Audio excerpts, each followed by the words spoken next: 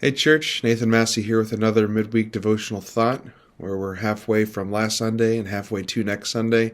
And it's nice to just pause in the middle of the week and just focus on a couple scriptures.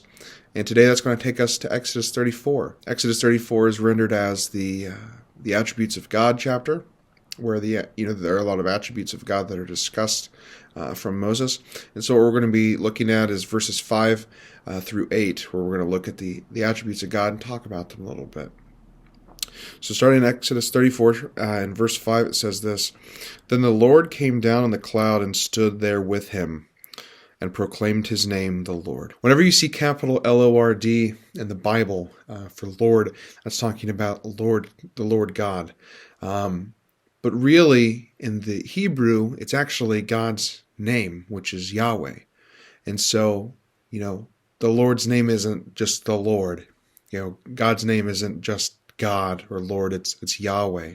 And so that's what he's saying here in verse 5, that Yahweh passed before him and shared with him his name. It is Yahweh, which means the self-existing one, or the one who is and was and always will be, the one who doesn't exist for any other purpose other than his own. He's the only thing that's truly self-existent.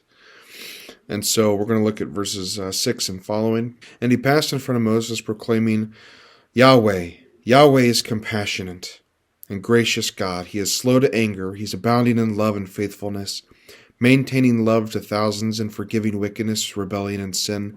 Yet he does not leave the guilty to go unpunished. He punishes the children and their children for the sin of their parents to the third and fourth generation." And Moses bowed to the ground at once and worshipped. "Lord," he said, "if I have found favor in your eyes, then let the Lord go with us.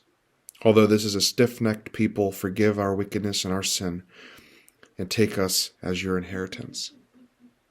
And so what's really nice about this passage is it talks about wonderful things about God, that he's slow to anger, that he's compassionate, that he's loving. But it also shows the other side of God, where he is just, and he will always repay sin. Where we are now, after the time of Christ, there's a great hope that sin has been paid for because of what Jesus has done for us on the cross.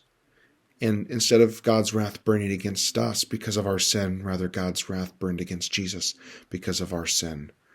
And because of that, we have grace and forgiveness and hope for a better future. And we still know that God is compassionate, slow to anger, and kind. So I just wanted to take a few moments in the Word, share this thought with you, and I hope you have a great rest to your week, and may God bless you.